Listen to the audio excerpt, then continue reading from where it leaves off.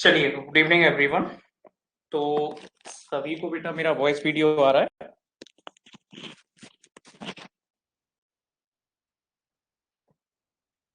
एक मिनट रुकिएगा बस।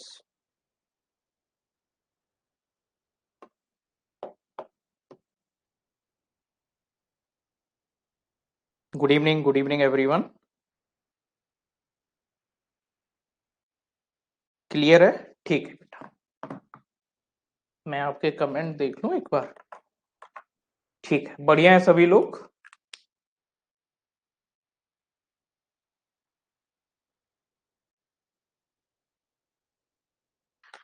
मैं भी बहुत बढ़िया हूं। एक हम लोग टॉपिक एक पढ़ना है, जियोलॉजिकल टाइम स्केल। तो ये हमारा टॉपिक है आज का। ये प्रीलिम्स और मेंस दोनों के लिए इंपॉर्टेंट है। प्रीलिम्स में भी यहां से क्या किया जा सकता है, क्वेश्चन पूछा जा सकता है, नहीं भी पूछा जा सकता, कोई गारंटी नहीं है। तो शुरू करते हैं हम लोग।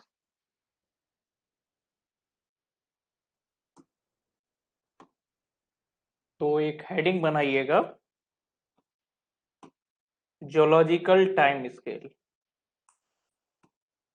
ये दिख रहा है बेटा? एक बार चेक करूं।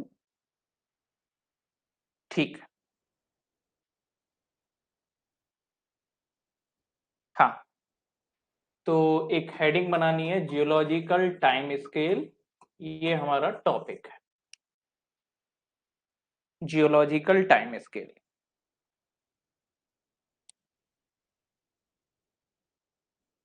ठीक है, तो इसे हम भूगर्भिक समय सारणी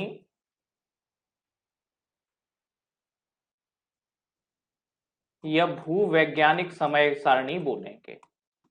इसे भूगर्भिक समय सारणी या भूवैज्ञानिक समय सारणी बोलेंगे।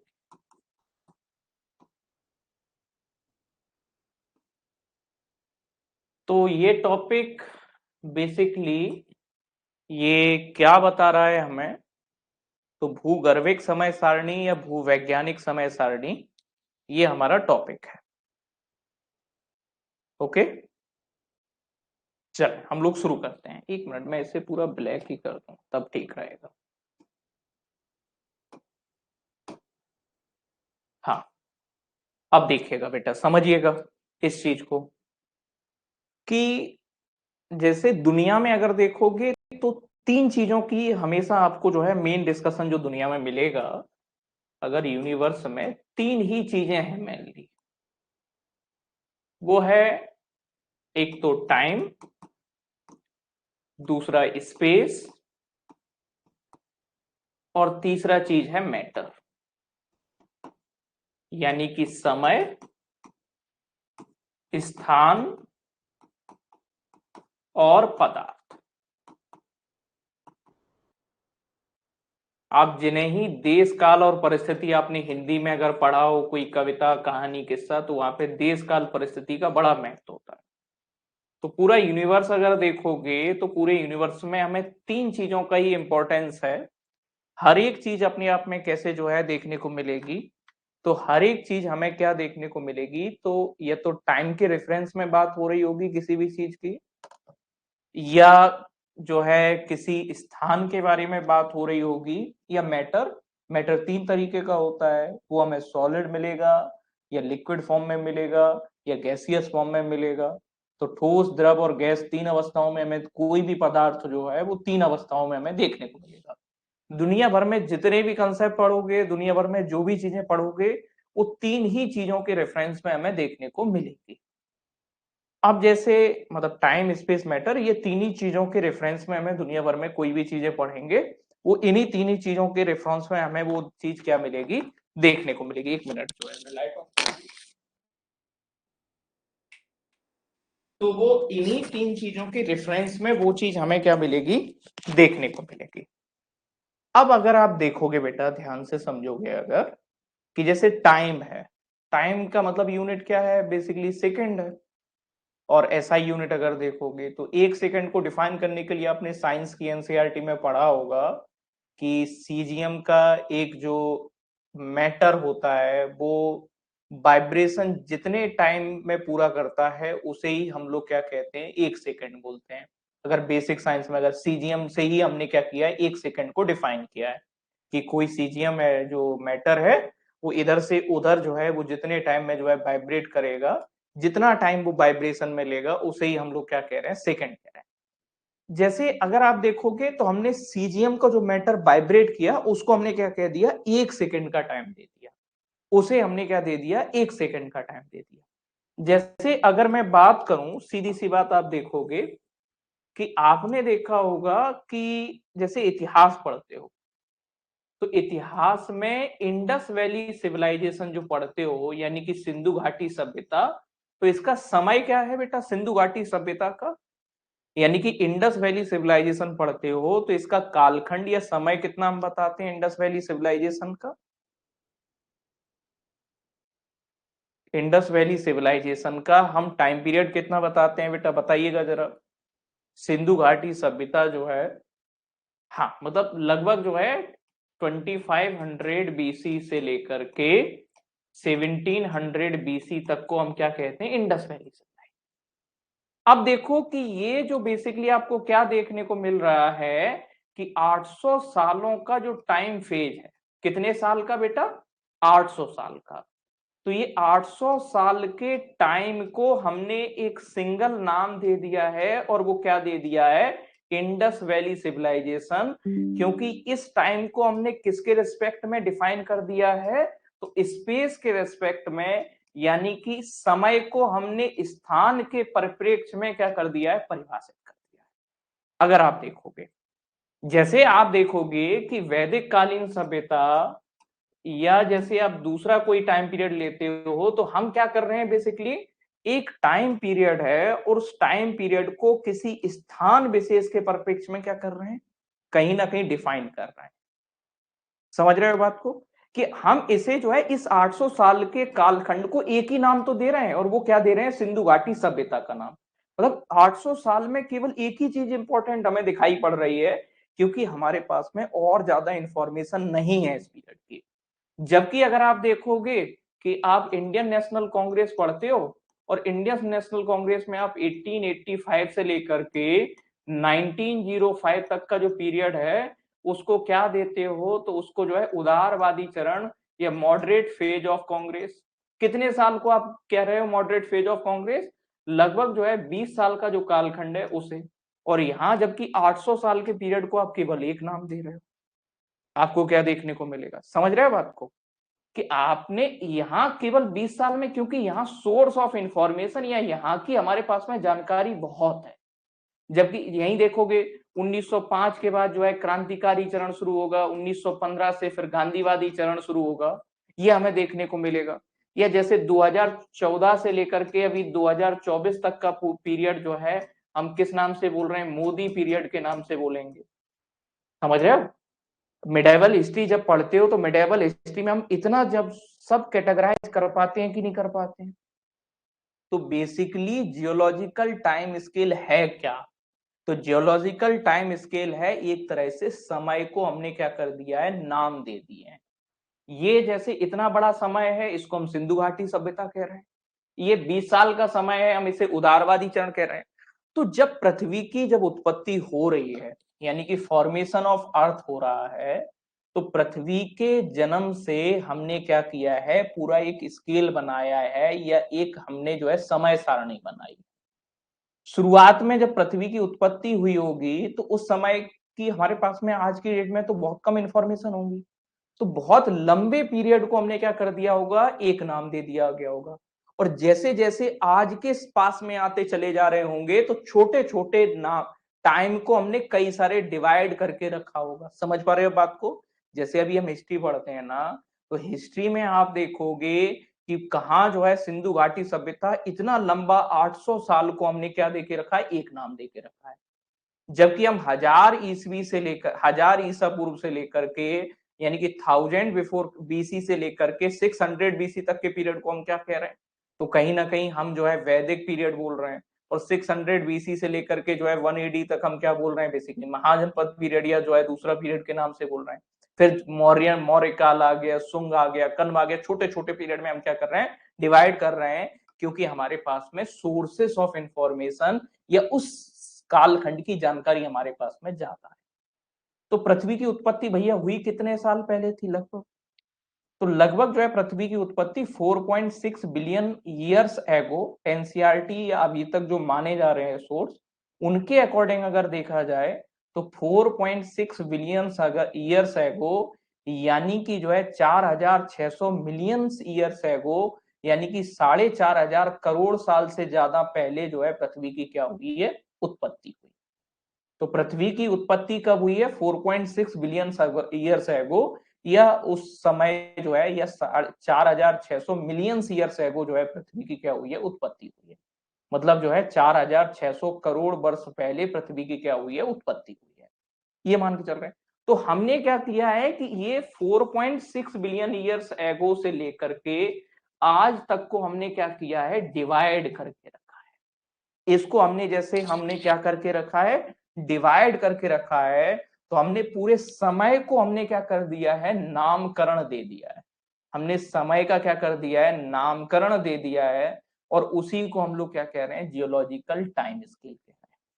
हम देखो कि अलग अलग इतिहास में जो अलग अलग युग पढ़ते हैं या अलग अलग वंश पढ़ते हैं या अलग अलग जो है कालखंड पढ़ते हैं, तो वो किसके आधार पर पढ़ते हैं, चेंज के बेसिस पर, यानी कि परिवर्तन के आधार। हम किसके आधार पर पढ़ते हैं, तो कहीं ना कहीं चेंज के बेसिस पर। इसी तरीके से जब हम जियोलॉजिकल टाइम स्केल पढ़ेंगे, तो जियोलॉजिकल टाइम स्केल में इस पूरे जो 4.6 बिलियन ईयर्स एगो का जो पीरियड है, इसे क्या किया गया है, कई सारे इरा में जो है डिवाइड किया गया है, कई सारे जो है महाकल्पों में विभाजित किया गया है।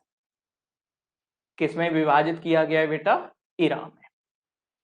तो हमें मेनली जो है कितने इरा देखने को मिलेंगे या कितने कल्प हमें देखने को मिलेंगे, अभी कुछ भी लिखना नहीं है, पहले समझना है। तो हमें मेनली जो है बेटा 4 कल्प देखने को, हमें कितने कल्प देखने को मिलेंगे, तो मेनली जो है हमें 4 कल्प देखने को मिलेंगे, और उनकी हम जो है क्या करेंगे, अलग अलग क्या करेंगे, बातें करेंगे।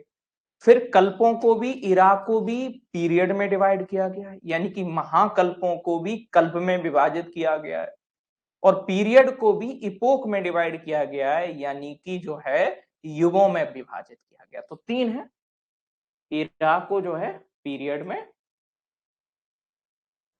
इरा को किस में डिवाइड किया गया है, पीरियड्स में, और पीरियड को किस में, इपोक। तो पीरियड मतलब कल्प और इपोक मतलब युग। ठीक, अब देखो ये किस आधार पे नाम दिए गए हैं, टाइम को बेसिकली बांटा गया है 2 चीजों के बीच में, या तो स्पेस के बेसिस पर, यानी कि स्थान के आधार पर नाम दिए गए हैं, और स्थान में भी विशेषकर देखोगे रॉक्स के बेसिस पर, चट्टानों के बेसिस पर नाम दिए गए हैं। जैसे चट्टानों के आधार पर, जैसे अगर आप नाम देखोगे, जैसे जुरासिक पीरियड हम लोग पढ़ते हैं, जुरासिक बेसिकली क्या है, चट्टाने हैं जो जर्मनी में पाई जाती हैं। अब वहीं के हमें ज्यादा नाम मिलेंगे क्योंकि वहीं के भूगर्भ शास्त्री हमें ज्यादा देखने को मिलेंगे। जुरासिक्स के अलावा जैसे आप जो है हिमालयन रॉक को देखोगे, तो हिमालयन पीरियड हमें देखने को मिलेगा, या जैसे आपको देखने को मिलेगा कहीं कहीं ना कहीं जो है क्रिटेशियस नाम देखने को मिलेगा। तो क्रिटेशियस भी एक तरह की क्या होती है, चट्टाने होती हैं जिनमें कैल्शियम कार्बोनेट की मात्रा क्या होती है, ज्यादा होती है। तो ऐसी चट्टाने जिनमें क्या होती है, कैल्शियम कार्बोनेट की मात्रा ज्यादा होती है, ऐसी चट्टानों को हम क्या बोलेंगे, क्रिटेशियस बोलेंगे। या जैसे आप देखोगे कैम्ब्रियन पीरियड का आपको नाम देखने को मिलेगा, जैसे आपको क्या नाम देखने को मिलेगा, कैम्ब्रियन पीरियड का नाम देखने को मिलेगा। तो कैम्ब्रियन जो चट्टान है ये बेसिकली कहाँ देखने को मिलती है, ब्रिटेन में देखने को मिलती है। तो हमें क्या देखने को मिलेगा कि टाइम को या तो किसके रिस्पेक्ट में, स्थान के रिस्पेक्ट में जो है क्या किया गया है, नाम दिया गया है, या फॉसिल्स यानी कि जीवाश्मों के आधार पर क्या दिया गया है, नाम दिया गया है। तो बेसिकली हमें क्या देखने को मिलेगा, जियोलॉजिकल टाइम स्केल में एक तरीके से टाइम जो है वो किसके बीच में रखा गया है, उसको स्पेस और मैटर के बीच में टाइम को रखा गया है। यानी कि स्थान और पदार्थ के बीच की अवस्था को ही समय का नाम दिया गया है। या तो समय को किसी स्थान विशेष का नाम दिया गया है जियोलॉजिकल टाइम स्केल में, या किसी पदार्थ यानी कि फॉसिल या जीवाश्मों का क्या दे दिया गया है, नाम दे दिया गया है। तो किसका नाम दे दिया गया है, जीवाश्मों का नाम दे दिया गया है। क्या हो रहा है बेटा, कोई दिक्कत हो रहा है? क्लियर है ना सब कुछ?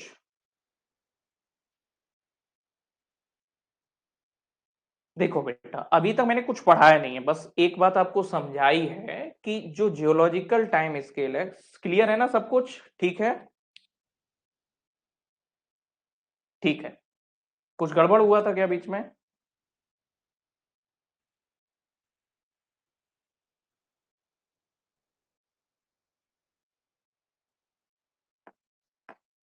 ठीक ठीक है बेटा। हमें क्या देखने को, अभी तक कुछ भी नहीं पढ़ा है, बस हमने ये समझा है कि बेस बना रहे हैं बेसिकली, कि ये टॉपिक आपको इजीली समझ में आए। मैंने कहा कि जियोलॉजिकल टाइम स्केल में किया क्या गया है, तो जियोलॉजिकल टाइम स्केल में काम ये किया गया है कि जब पृथ्वी की उत्पत्ति हुई तब से लेकर के अब तक का जो पूरा टाइम है, यानी कि 4.6 बिलियन ईयर्स का जो टाइम पीरियड है, उसको क्या किया गया है, अलग अलग नाम दिया गया है। और वो जो नाम दिया गया है उन्हें क्या बोला गया है, इरा बोला गया है, यानी कि जो है महाकल्प बोला गया है। कि जो नाम दिया गया है उसे क्या बोला गया है, इरा यानी कि महाकल्प बोला गया है। अब हमें क्या देखने को मिलेगा कि ये जो टाइम को जो नाम दिया गया है, वो बेसिकली हमें क्या देखने को मिलेगा, या तो रॉक्स, जो कहीं पे रॉक पाई गई हैं उसका नाम दे दिया गया, उस टाइम पीरियड की रॉक देखने को मिलेगी, चट्टानें। या जैसे हमें क्या देखने को मिलेगा, जीवाश्म यानी कि फॉसिल्स यानी कि जीवों के आधार पे दे दिया गया नाम। अब आपने एक वर्ड ना सुना होगा, अगर आपने, जैसे हमें क्या देखने को मिलेगा, जॉइक बर्ड, जैसे अगर आप देखोगे तो जॉइक बर्ड जो है, इसका मतलब क्या होता है, लाइफ। किसी भी चीज में जीवन है उसके पीछे हम जॉइक, जैसे जोलॉजी पढ़ते हैं हम लोग, जो है, तो कहीं हमें क्या देखने को मिले, जॉइक बर्ड जो है वो बेसिकली किसको शो कर रहा है, लाइफ को शो कर रहा है। और अगर इसके आगे एजोइक लगा, ए लगाते हैं, तो इसका मतलब क्या है, विदाउट लाइफ। तो हमें क्या देखने को मिलेगा, पृथ्वी पर ऐसा पीरियड भी तो रहा होगा, लंबा पीरियड, जब कोई जीवन नहीं होगा। जब पृथ्वी की उत्पत्ति हुई होगी और पृथ्वी की उत्पत्ति हुई होगी, तो हमें क्या देखने को मिलेगा कि जब पृथ्वी की उत्पत्ति हुई होगी तब कोई जीवन नहीं होगा, तो ऐसे टाइम पीरियड को हम क्या कहेंगे, एजोइक नाम कहेंगे। और जब हम किसी भी चीज के पीछे जोइक लगाएंगे तो मतलब वो कौन सा एरा या कौन सा पीरियड की बात हो रही है, जब वो जीवन हमें देखने को मिले। सीधी सी बात आप देखोगे तो हमें क्या देखने को मिलेगा कि कहीं ना कहीं जब जॉयक बर्ड पीछे लगा हो, इस बात का मतलब है कि ऐसे समय की बात हो रही है जब जीवन अस्तित्व में है। और ए लगा दिया गया जॉयक के आगे, तो हमें क्या देखने को मिलेगा, विदाउट लाइफ पीरियड की बात हो रही है, जब क्या नहीं है, जीवन नहीं है, ऐसे समय की क्या हो रही है, बात हो रही है। ठीक है बेटा। अब अगर हमें देखने को मिले, मैं अगर बताऊं स्पेशली कि इस पीरियड में तो जीवन है ही नहीं है, तो हमें कोई ज्यादा डिस्कशन नहीं करना है। जीवन जब आया तो जीवन की जो उत्पत्ति हुई, तो सबसे पहले हमें क्या देखने को मिलेंगे, मैमल्स या स्तनधारी तो नहीं आए थे, जीवन की उत्पत्ति हुई। तो सबसे पहले, जैसे अगर आपने थोड़ी बहुत बायोलॉजी पढ़ी होगी तो आपने क्या देखे होंगे कि सबसे पहले क्या प्रोकैरियोटिक देखने को मिले होंगे। प्रोकैरियोटिक का मतलब क्या है, ऐसे जीव, या जो है ऐसे जीव जिनकी कोशिकाओं में क्या ना हो, डीएनए एनक्लोज्ड ना हो, यानी कि जो है केंद्रक के भीतर डीएनए के ऊपर जो है सही तरीके से जो है परत का क्या ना हो, या जो है मेम्ब्रेन का फॉर्मेशन ना हुआ हो। यानी कि परत का निर्माण नहीं हुआ हो। तो प्रिमिटिव लाइफ का जब शुरुआती जीवन जो देखने को मिलेगा, यानी कि प्रिमिटिव लाइफ जब देखने को मिलेगी, तो ऐसे जीवों को क्या बोलेंगे? प्रोकैरियोटिक बोलेंगे। और यूकेरियोटिक में हमें क्या देखने को मिलेगा? यूकेरियोटिक में हमें क्या देखने को मिलेगा? यहां पर जो है केंद्रक का क्या हो जाएगा? विकास हो जाएगा। तो पहले हमें प्रोकैरियोटिक देखने को मिलेंगे, फिर यूकेरियोटिक, फिर इसके बाद जो है जब यूकेरियोटिक में भी क्या होने लगेंगे? एक कोशिकीय जीव, सिंगल सेलुलर, जैसे मोनेरा हैं, वो हमें देखने को मिलेंगे खास तौर पे। एक कोशिकीय जीव, एक कोशिकीय के बाद जैसे फिर किसका विकास होगा पृथ्वी पे? बहुकोशिकीय जीवों का विकास होगा, मल्टी सेलुलर। मल्टी सेलुलर में भी हमें दो तरीके के देखने को मिलेंगे। एक देखने को मिलेंगे कॉर्डेट, सॉरी नॉन कॉर्डेट पहले आएंगे, जिनके पीछे रीढ़ की हड्डी नहीं होगी, तो गैर कशेरुकी बोलेंगे जिन्हें हम। नॉन कॉर्डेट्स देखने को मिलेंगे, और फिर हमें जो है कॉर्डेट्स देखने को मिलेंगे।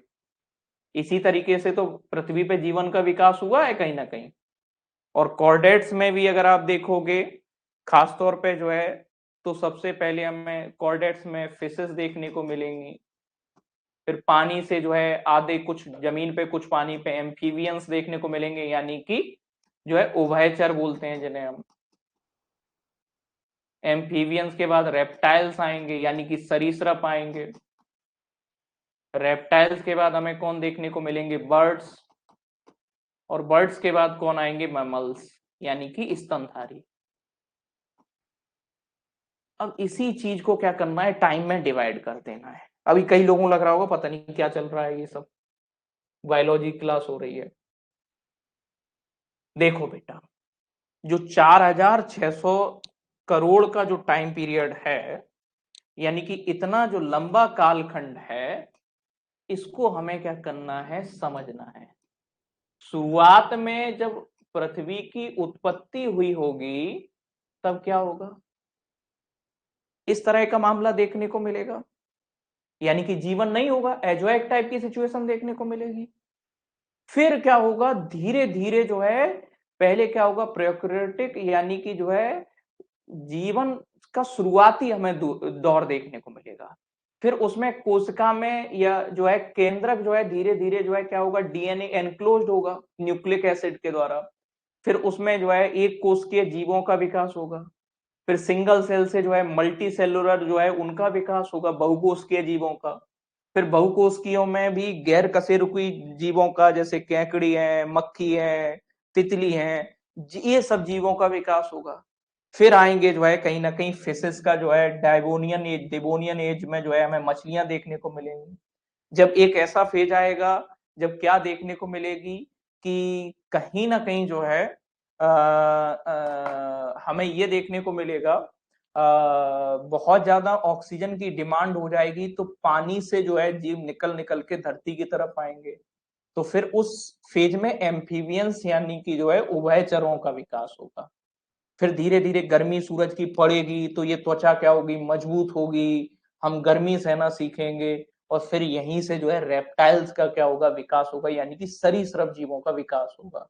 फिर बर्ड्स जो है इनका जो है इवोल्यूशन होगा।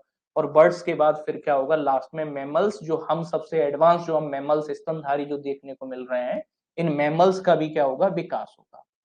इस तरह से जो ह्यूमन लाइफ, आप देखो पूरी तरह समझना है कि ये जियोलॉजिकल टाइम स्केल में जो पूरी पृथ्वी पे जिस तरीके से चेंजेस हो रहे हैं, उस चेंजेस को क्या किया गया है? अलग अलग कालखंड में बांटने की कोशिश की गई है।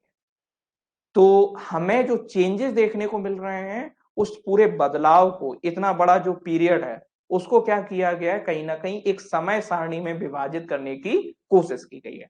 और उस समय सारणी को किस तरीके से डिजाइन किया गया है कि सबसे पहले एरा, मतलब एक बड़ा बड़ा डिवीजन, हमें जैसे प्राचीन काल, मध्यकाल, आधुनिक काल जो हम इतिहास में पढ़ते हैं, तो ऐसे ही बड़े जो है बड़ा टाइम पीरियड इरा में, इरा को भी फिर किसमें जो है इपोक में डिवाइड, सॉरी इराक को भी जो है पीरियड में डिवाइड किया गया है। और पीरियड को फिर किस में डिवाइड किया गया है? इपोक में डिवाइड किया गया है। तो अगर आप देखोगे कि शुरुआती समय में जैसे हमने कहा कि इंडस वैली सिविलाइजेशन हम पढ़ते हैं, तो वहां हम एक एक दो दो साल का काउंटिंग तो नहीं करते हैं कभी।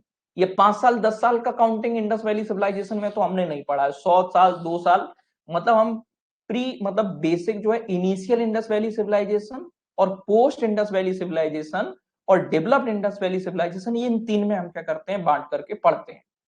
ऐसे ही क्या देखने को मिलेगा, जब शुरुआत का एरा हम जब पढ़ेंगे, पहला वाला जो एरा पढ़ेंगे, तो उसमें हमें क्या देखने को मिलेगा, बहुत लंबा टाइम पीरियड, यानी कि 4,600 करोड़ वर्षों में से सबसे पहली इरा जो है वो 4,000 करोड़ साल की है। वो सबसे पहली इरा जो है वो कितने साल की है, तो लगभग जो है 4,000 करोड़ साल की जो पहली इरा है वो हमारी 4,000 करोड़ साल की इरा है, और उसे हम लोग प्री कैम्ब्रियन इरा के नाम से जानते हैं। तो उस इरा को हम लोग क्या बोलते हैं, प्री कैम्ब्रियन इरा। यानी कि जो है 4,600 करोड़ में से 4,000 करोड़ तो पहली इरा ही का है। समझ रहे हो, 4.6 बिलियन ईयर्स एगो में 4 बिलियन ईयर तो पहले ही इरा हमारा निपटा गया है। और वो पहला इरा जो है जिसे हम क्या बोल रहे हैं, प्री कैम्ब्रियन इरा, उसे हम क्या नाम दे रहे हैं, प्री कैम्ब्रियन इरा। तो 4,600 करोड़ में से 4,000 लगभग साल का जो टाइम है, उस वो अकेला हमने किसको दे दिया है, तो वो कहीं ना कहीं जो है हमने किसको दे दिया है, प्री कैम्ब्रियन इरा को दे दिया है। समझ गए बात को। फिर उसके बाद जो दूसरा इरा हमें देखने को मिलेगा प्री कैम्ब्रियन के बाद जो है, वो पैलियोजोइक इरा।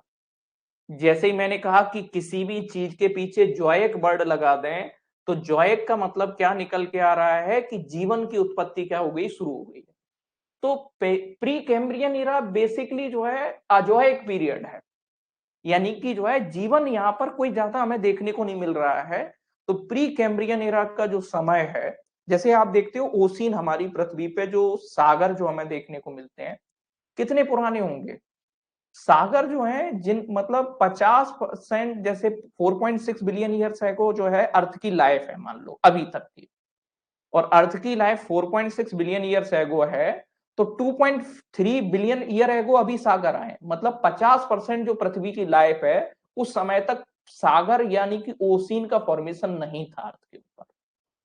और जब तक ओशियन का फॉर्मेशन नहीं था, तो लाइफ की तो बात ही नहीं कर सकते हो आप।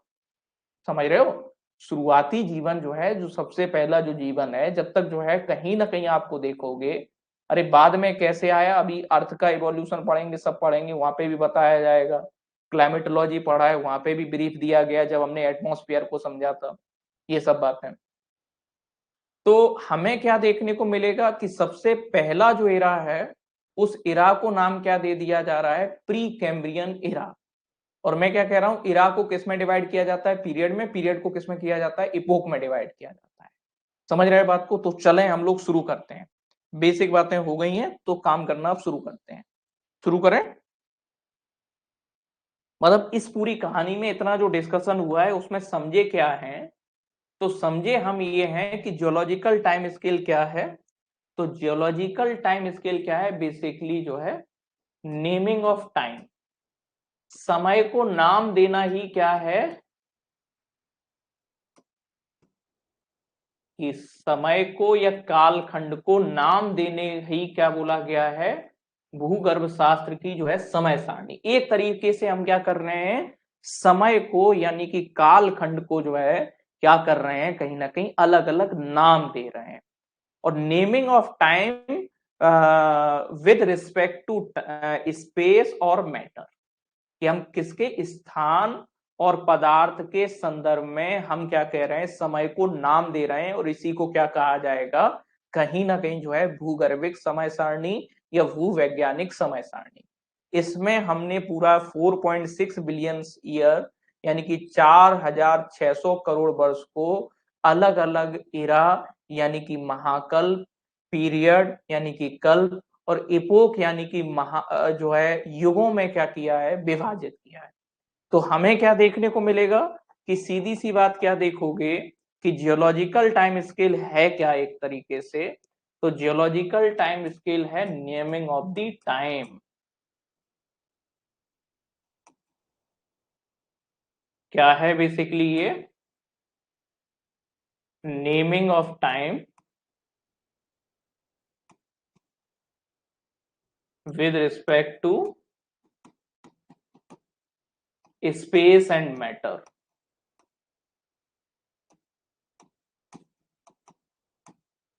लिख लीजिएगा, स्थान एवं पदार्थ के परिप्रेक्ष्य में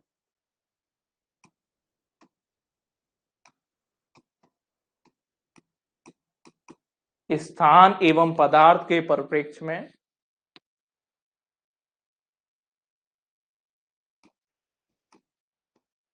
समय का नामकरण करना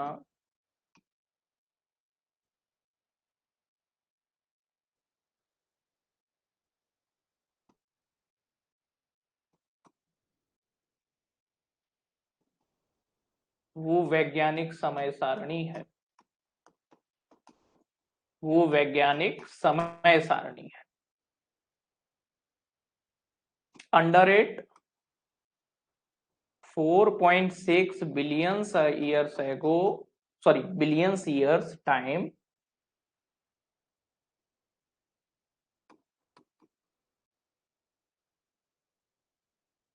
categorized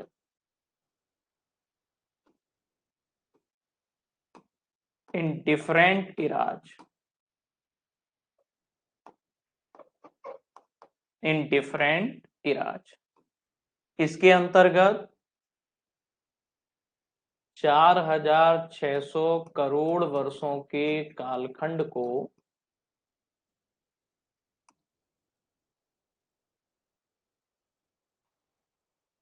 अलग अलग महाखंडों में विभाजित किया गया है। अलग अलग महाकल्पों में, ब्रैकेट में इरा लिखना बेटा है,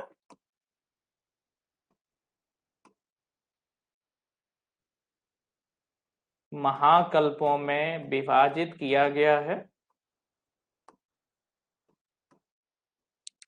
अलग अलग महाकल्पों में विभाजित किया गया है।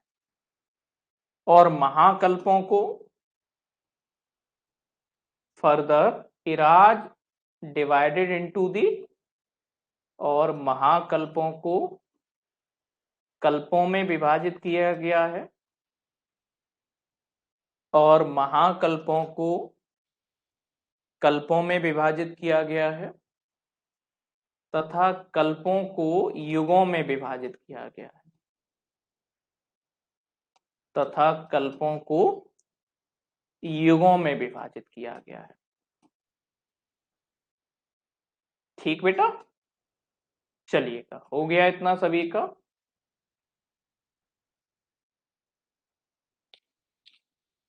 कोई डाउट?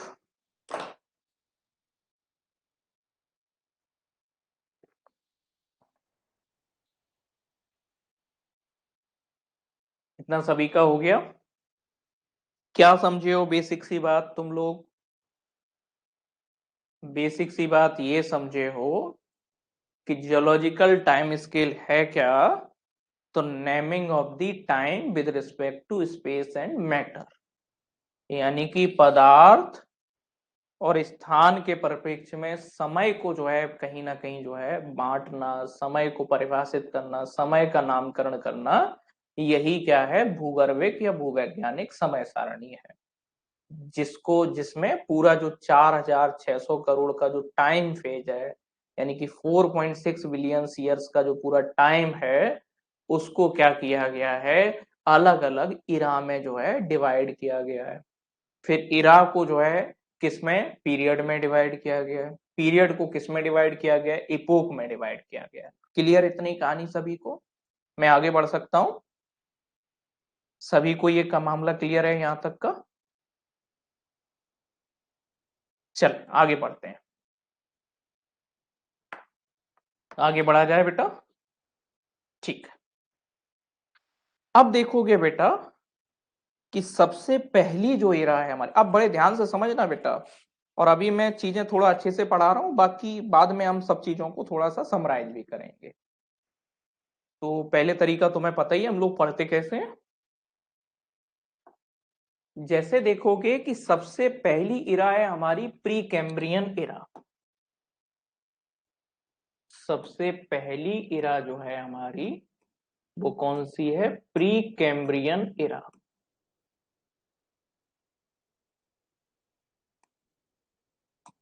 ठीक है, तो पहली इरा हमारी कौन सी है? प्री कैम्ब्रियन इरा है, जिसको हमने कितना टाइम दिया है? तो 4600 मिलियन ईयर्स से लेकर के 600 मिलियन ईयर्स तक का जो टाइम पीरियड है, ये किसको दिया गया है? प्री कैम्ब्रियन को दिया गया है। 4600 करोड़ से लेकर के 600 करोड़ तक की जो समय अवधि है, तो इस पूरी अवधि को 4600 नहीं, 460 करोड़ लिखा है। ठीक है भैया, आप तो बिलियन और मिलियन वही सबसे बढ़िया आंकड़ा रहता है, वही हमें ठीक लगता है। वहां भी लिखा हो कहीं पे भी 4600 की जगह 460 कर देना बेटा, ये बिलियन लिख लो तो ज्यादा ठीक रहेगा। 460 करोड़। ठीक,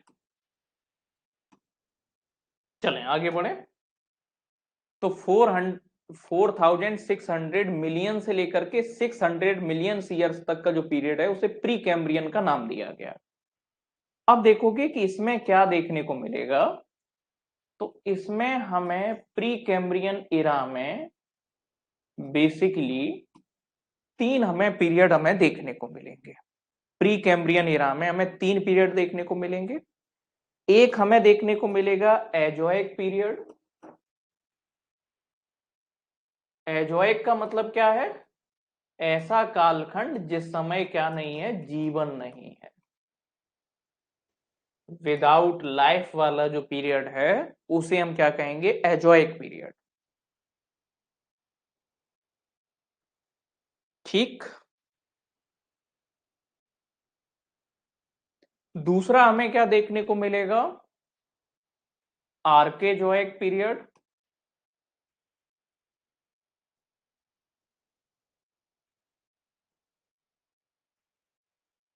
तीसरा जो पीरियड हमें देखने को मिलेगा, प्रोटेरोजोइक पीरियड। Proterozoic period. अब समझो पूरी बात कि एजोइक का मतलब इस समय तक कोई जीवन की कोई स्थिति है ही नहीं है।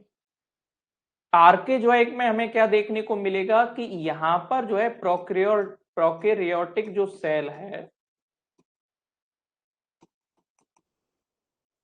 ये प्रोकैरियोटिक लाइफ उसका जो है शुरू हो जाएगा। मतलब जो है प्रिमिटिव लाइफ जो है उसका शुरुआत, यानी कि जीवन का जो शुरुआती रूप है वो हमें देखने को मिलेगा।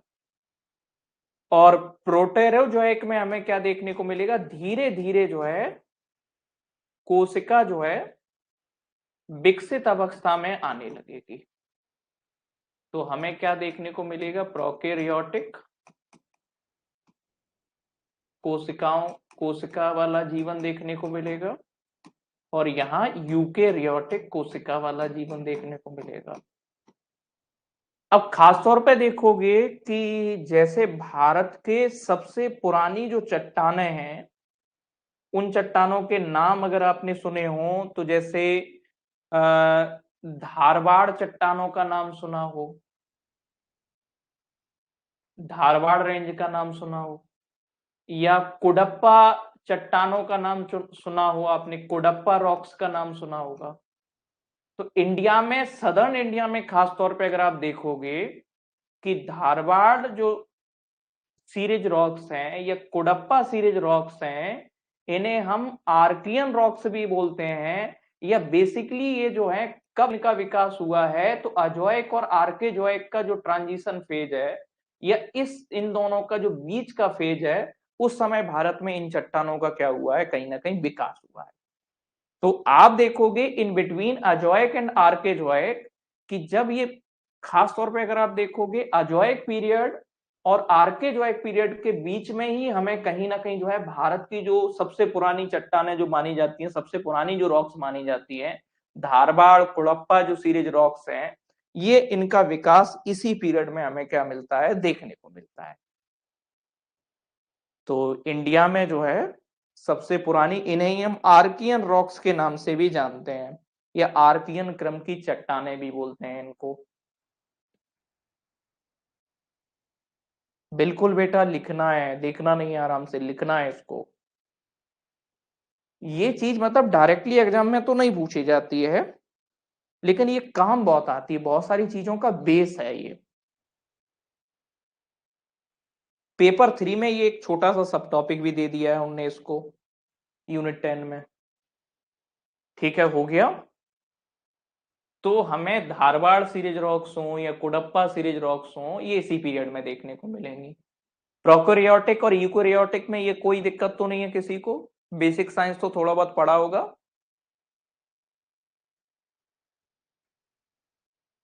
चलें आगे बढ़े।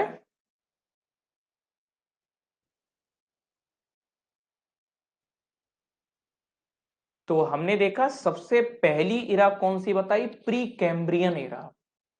प्री कैम्ब्रियन इरा में एजोइक, दूसरा हमें जो है कहीं ना कहीं आर्केजोइक और प्रोटेरोजोइक। अजोइक में कोई जीवन नहीं है।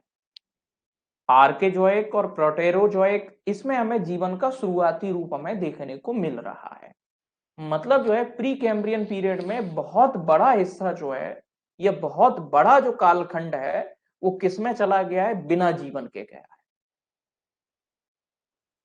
बहुत बड़ा समय जो है वो किसमें गया है, बिना जीवन के गया है। क्लियर हुआ बेटा? आगे बढ़े। अभी मेरी चीज समझ लो जो मैं समझाना चाह रहा हूं, बस उसके बाद हम डाउट लेंगे, आराम से लेंगे बेटा। पहले जो मैं बात समझाना चाह रहा हूं उसको समझो आराम से। हो गया ये प्री कैम्ब्रियन एरा, सभी को क्लियर है? दूसरी एरा जो है हमारी, मैं आगे बढ़ रहा हूं। दूसरी एरा जो है वो हमारी क्या देखने को मिलेगी, वो दूसरी एरा हमारी है पैलियोजोइक एरा। अब जैसे ही जोइक लग गया, मतलब जीवन क्या होने लगा है, विकास होने लगा है, जिसे पुराजीवी महाकल्प भी कहा जाता है। जिसे क्या बोला जाता है, पुराजीवी महाकल्प। जिसे हम लोग क्या बोलते हैं, पुराजीवी महाकल्प।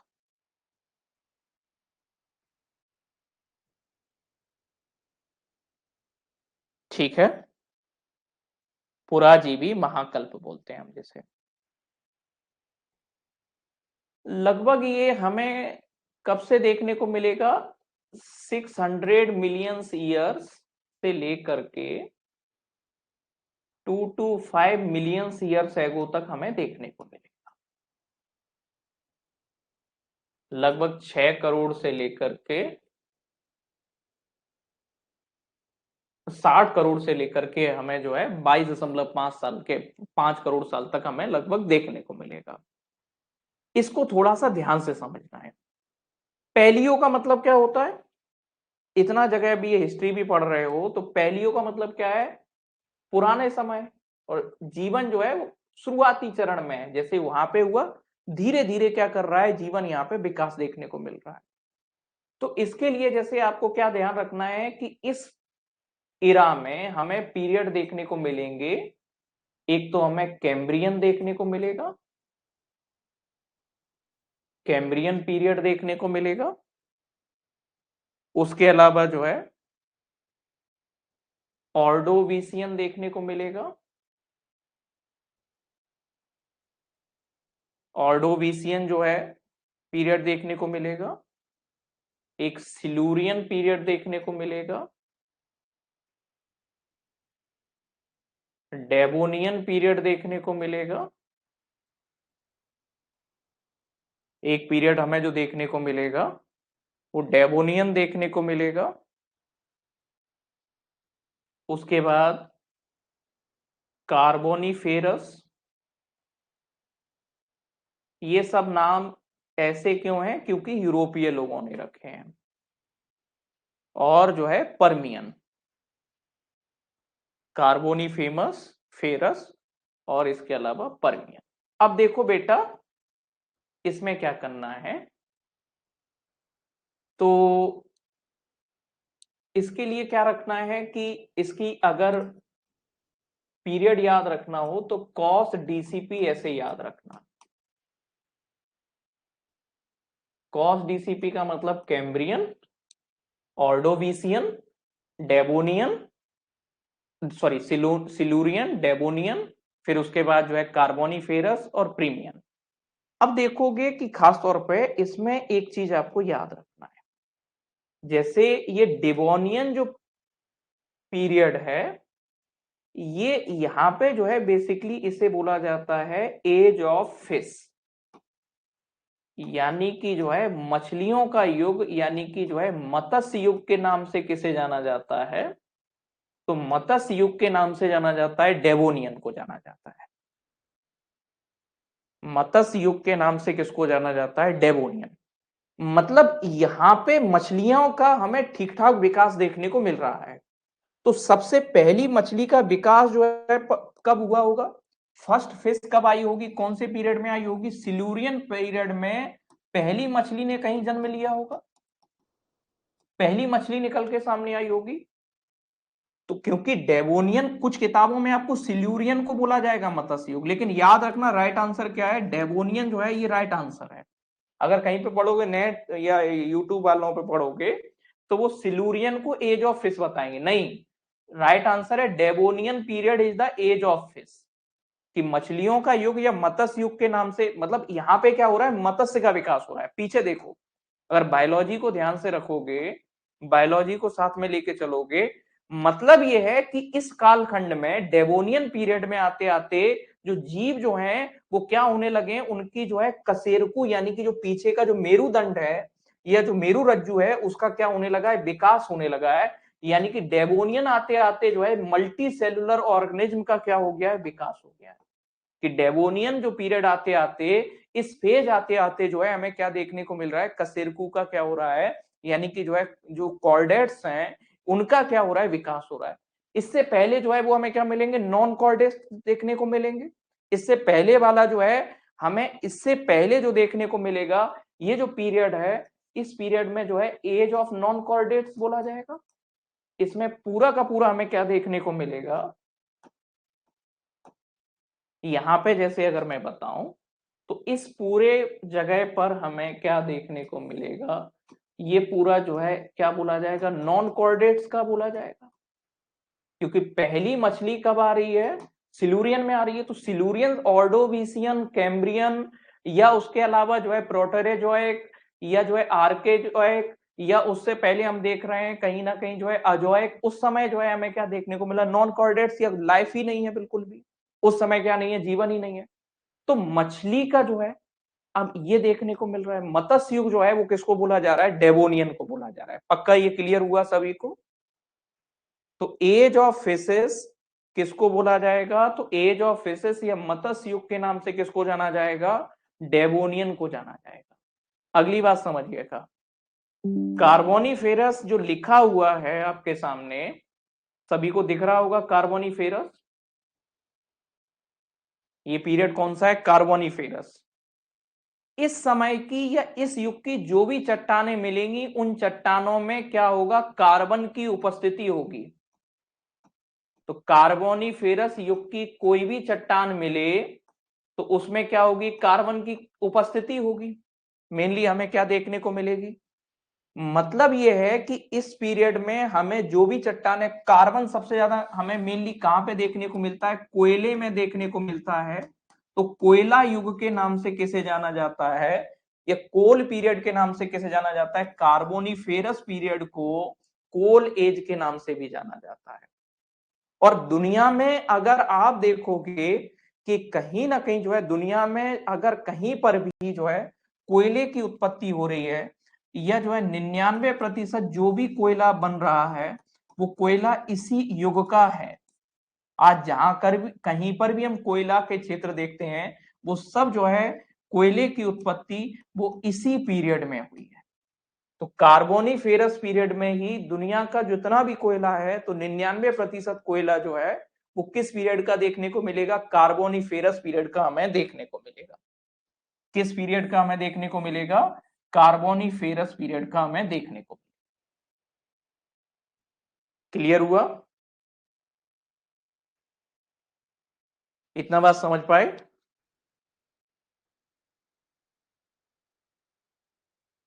आगे बढ़े।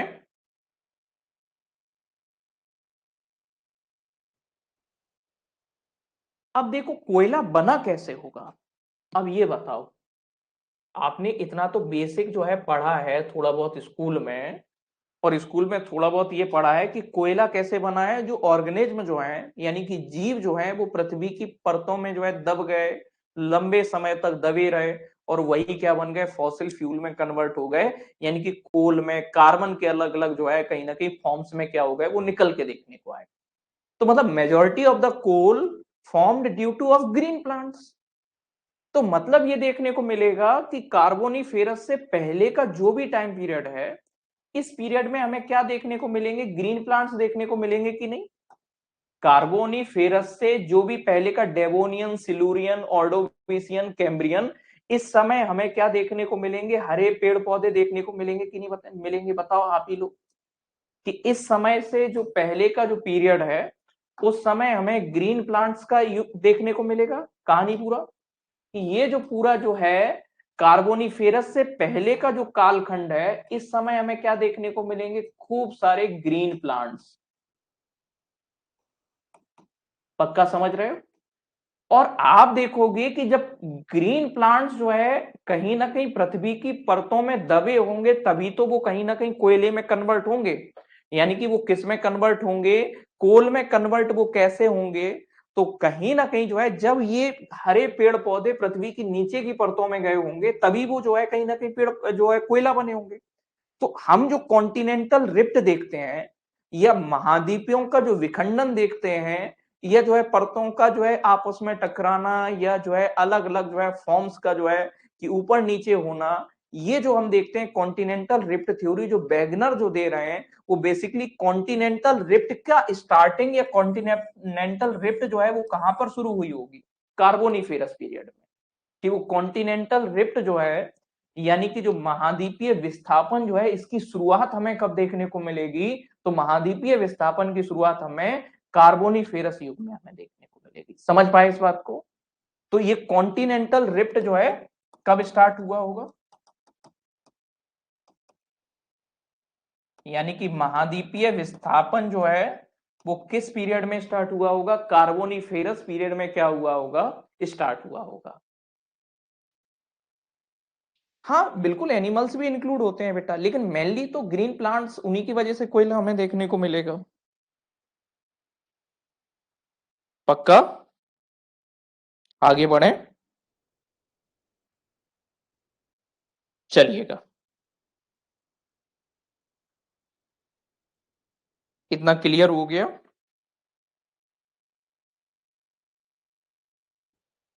कोई दिक्कत नहीं यहां तक किसी को?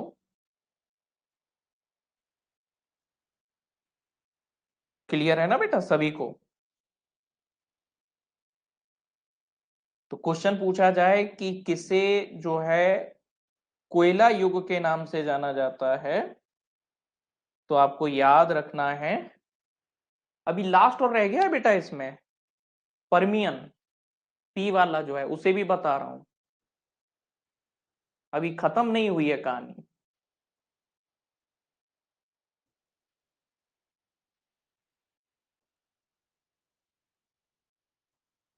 अब देखो बेटा मेरी बात सुनिएगा जरा ध्यान से।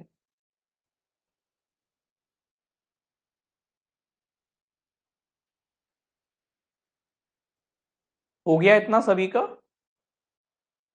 कार्बोनिफेरस ये समझ में आया कि इस समय जो है जो भी चट्टानें मिलेंगी वो कार्बन की उपस्थिति वाली चट्टानें, इसलिए इसे कोल एज के नाम से, कोयला युग के नाम से जाना जाता है। दुनिया में जो भी कोयले का निर्माण हुआ है उसका 99% इसी युग में हुआ है।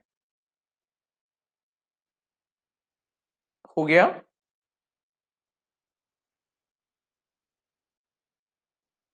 कैसे हुई वो बात छोड़ो, अभी पहले जो बताया जा रहा है कॉन्टिनेंटल रिफ्ट की शुरुआत कब हुई, आपको याद रखना है कार्बोनिफेरस पीरियड में हुई, बस।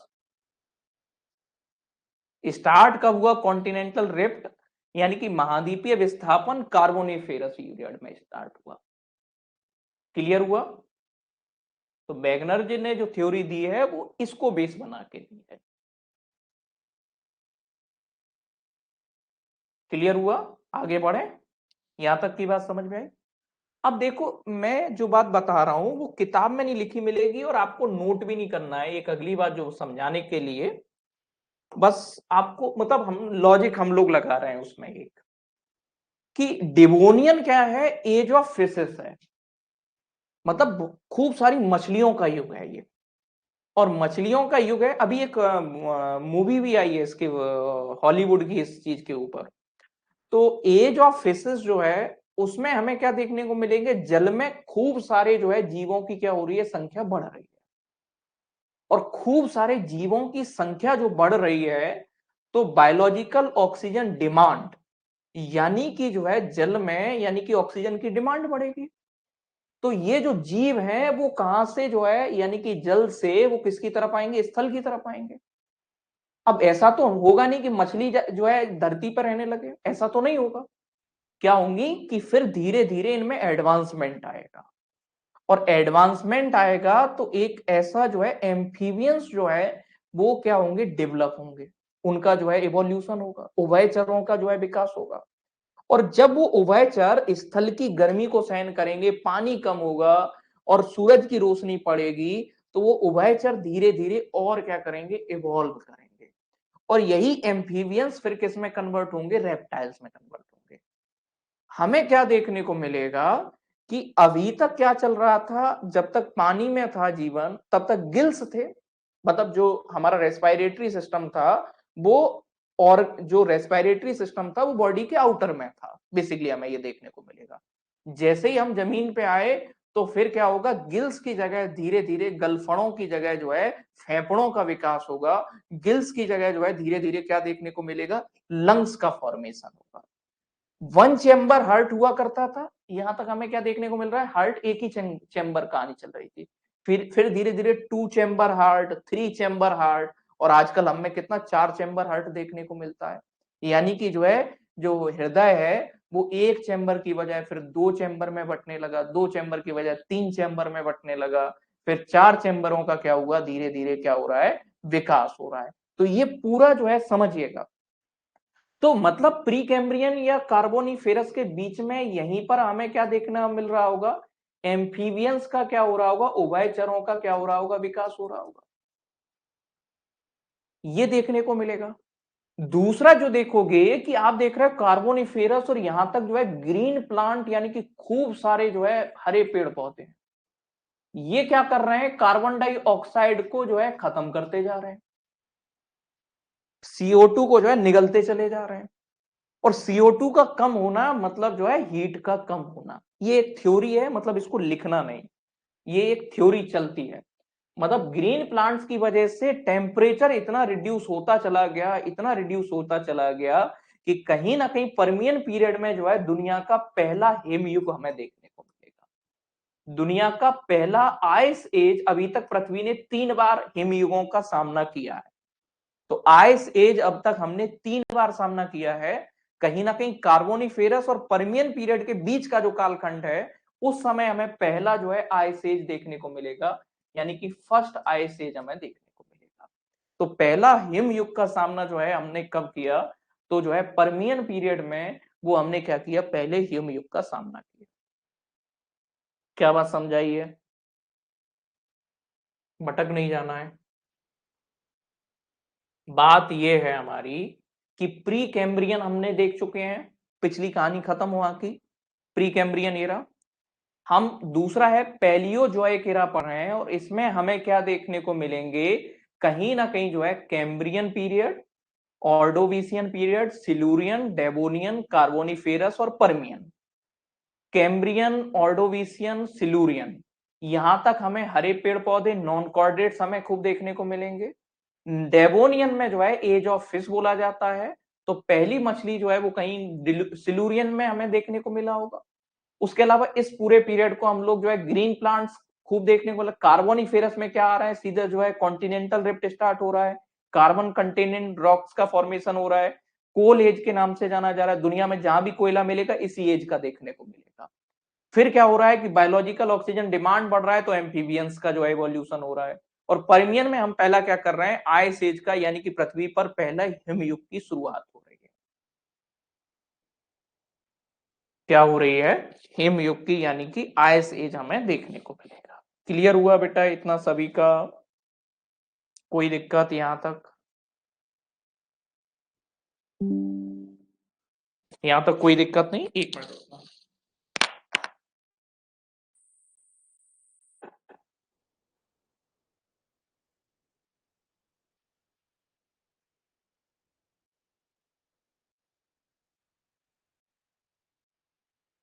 चल आगे बढ़ते हैं बेटा हम लोग। यहां तक ठीक है कहानी?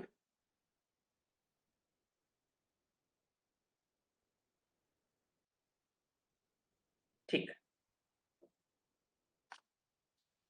तो हमने कौन कौन से दो एरा देख लिए, कौन से एरा देखे हैं बताओ बेटा जरा। तो एक तो जीवन बिल्कुल है ही नहीं है, बहुत ही कम है, जिसे हमने नाम क्या दिया, प्री कैम्ब्रियन, जिसको हम लोगों ने नाम क्या दिया, प्री कैम्ब्रियन। फिर शुरुआत में जो है मतलब पुरातन अवस्था में जीवन है, जिसे पैलियोजोइक बोल रहे हैं। अब पैलियोजोइक के बाद हमें क्या देखने को मिलेगा, मेसोजोइक, यानी कि जो है जीवन का विकास पूरी तरह से नहीं हुआ है। तो हमारा जो है तीसरा जो इरा देखने को मिलेगा, उस इरा को नाम हमने क्या दिया है, मेसोजोइक।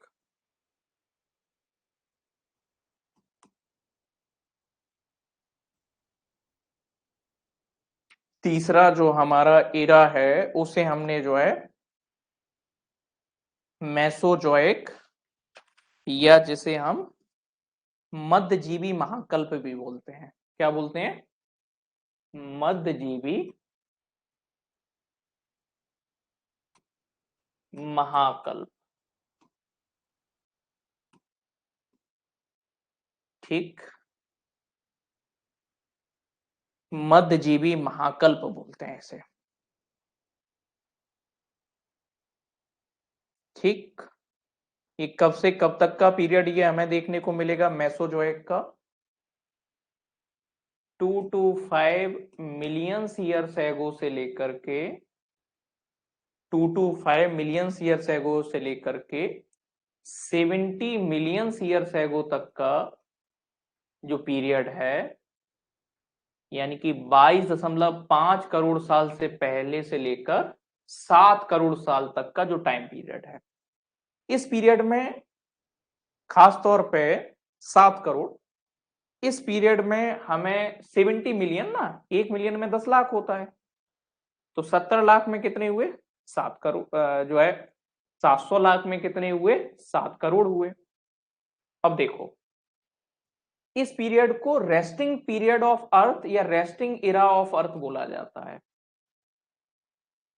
क्यों बोला जाता है, इस समय कोई खास हमें बदलाव देखने को नहीं मिले, ज्यादा बड़े बदलाव नहीं हुए। जितना जो है आधुनिक काल में, यानी कि सेनोजोइक में या पैलियोजोइक में जितने बदलाव हो रहे हैं, इसमें जो है कोई खास जो है ज्यादा बदलाव नहीं हो रहे हैं। कुछ बहुत कुछ नहीं हुआ, नथिंग मच हैपन, कोई ज्यादा कुछ बड़ा कुछ ऐसा नहीं हुआ है। मतलब नथिंग मच हैपन कहने का मतलब है बहुत ज्यादा बड़े बदलाव नहीं देखने को मिलेंगे। इसको 3 पीरियड में क्या किया जाता है, डिवाइड किया जाता है। ट्राई जंक्शन से हमें याद रखना है, और ट्राई जंक्शन से जैसे जो है, जिसे हम जो है ट्रियासिक पीरियड, जुरासिक, इसका तो खूब नाम सुना होगा, मेरे से ज्यादा जानते होगे इसके बारे में तो तुम लोग। ट्रियासिक, जुरासिक और क्रिटेशियस।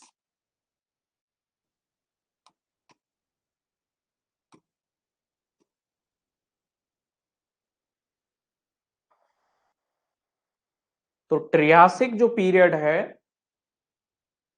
इस पीरियड को क्या बोला जाता है, सरीसृपों का युग बोला जाता है, एज ऑफ रेप्टाइल्स।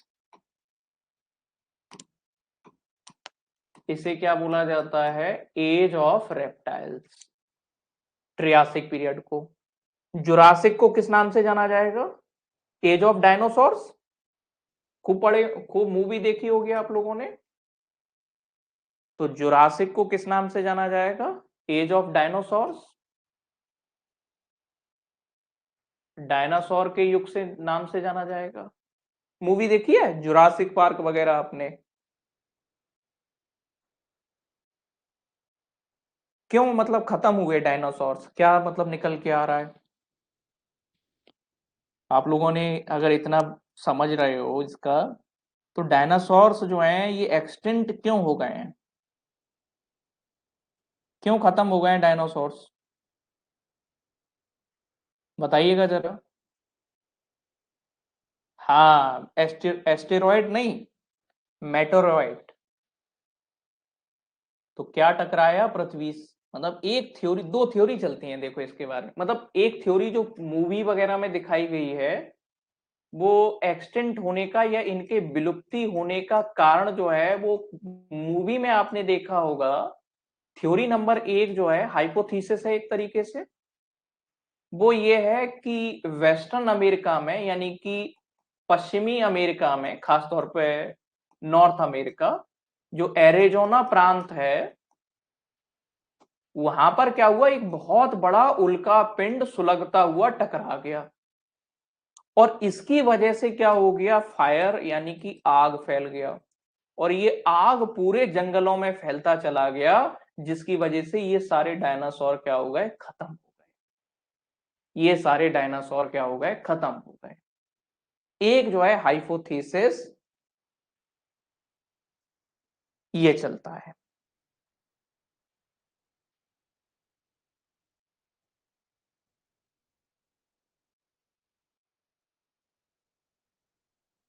लेकिन दूसरा हाइपोथेसिस जो निकल के आया है, वो निकल के ये आया है कि क्रिटिसस पे, जो क्रिटेशियस जो पीरियड है, इसमें क्या है, सेकेंड आइस एज की शुरुआत हो रही है, दूसरे हिमयुग की शुरुआत हो रही है। पृथ्वी पर अभी तक कितने हिमयुग पड़े हैं? 3 हिमयुग पड़े हैं।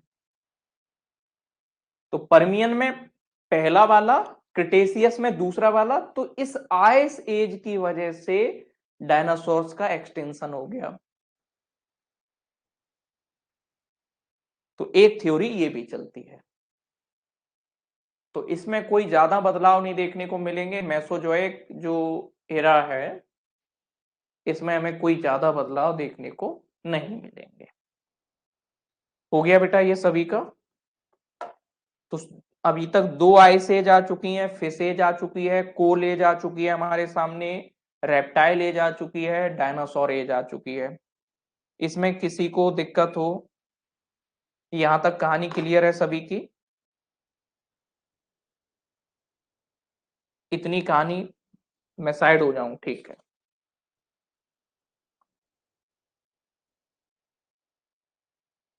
बाकी टाइम को ज्यादा नहीं पीछे भागना है। टाइम अलग अलग किताबों में अलग अलग मिलेगा, वो कभी नहीं पूछा जाएगा किस टाइम से किस टाइम तक। चेंज ध्यान रखना है, बदलाव क्या हो रहा है, कौन से समय में क्या हो रहा है, उस पर फोकस करना है। टाइम को नहीं रटना है, टाइम को रटते घूमना नहीं है।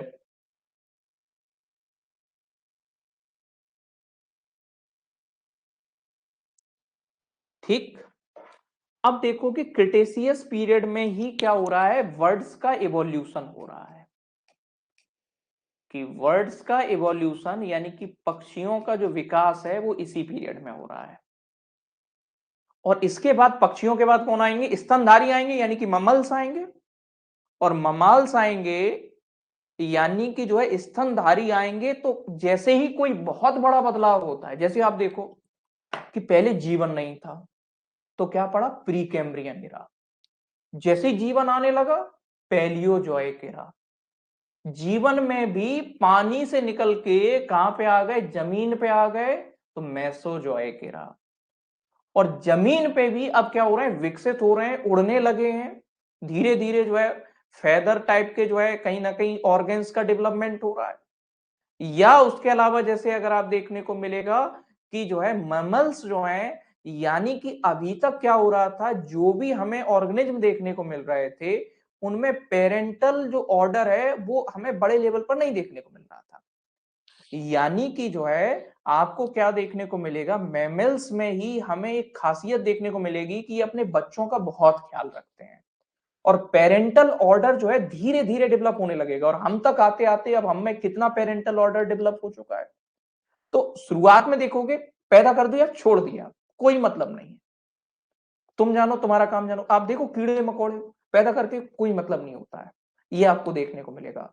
और जैसे ही जैसे पेरेंटल ऑर्डर का डेवलपमेंट होने लगता है, यानी कि जो है पेरेंटिंग जो है डेवलप्ड लेवल पर जाने लगे, यानी कि ख्याल रखने की जो भावना है, यानी कि आपको देखने को मिलेगा कि खास तौर पे जो है पेरेंटल ऑर्डर का जो जैसे ही डेवलपमेंट होने लगेगा, वैसे ही हम मॉडर्न एज में क्या हो रहे हैं, एंटर हो रहे हैं। मतलब पैलियो जो है या उससे पहले अब जो प्री कैम्ब्रियन है, वहां तो बहुत बुरी हालत है, प्री कैम्ब्रियन में तो जीवन ही नहीं है। पैलियो जो है एक में जो है काम कहानी जो है पानी तक लिमिटेड है, थोड़ा बहुत उभयचर आ पाए, एम्फीबियंस आ पाए। मैसेज जो है एक में हमें क्या देखने को मिल रहा है, तो मैसेज जो है एक में हमें रेप्टाइल्स का विकास हो रहा है, मेनली जो है रेप्टाइल्स, जो हमने पहला एज पढ़ा उसमें जो है ट्रिसेसियस जो है हमने पढ़ा, फिर जो है जुरासिक आ रहे हैं, फिर जो है क्रिटेशियस में हमें क्या हो रहा है, धीरे धीरे बर्ड्स का इवोल्यूशन हो रहा है। अब जो है अगला एरा जो है जिसे हम लोग क्या बोलते हैं, कहीं ना कहीं सेनोजोइक एरा। लिखो, हो गया इतना, आगे बढ़े। ये नोट कर लिया सभी लोगों ने, नोट कर लिया बेटा सभी लोगों ने, चलिएगा। तो अगला बनाइएगा, कौन से नंबर का है, चौथे नंबर का,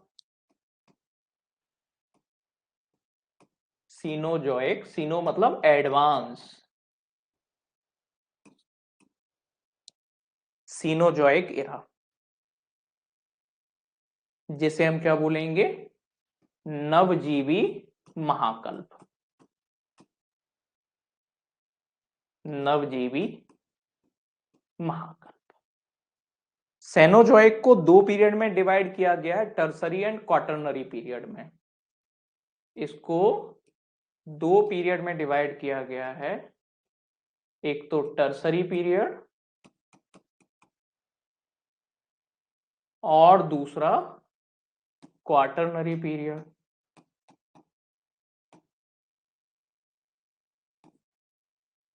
सबसे पहले हम किसको देखेंगे, टर्सरी को देखें।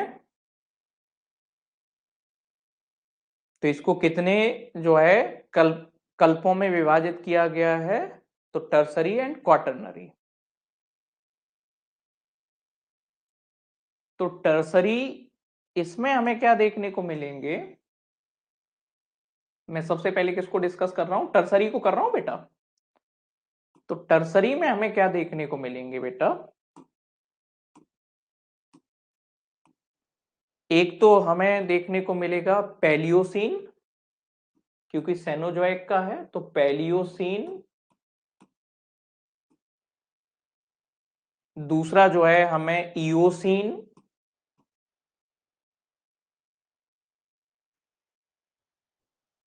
ओलिगोसीन,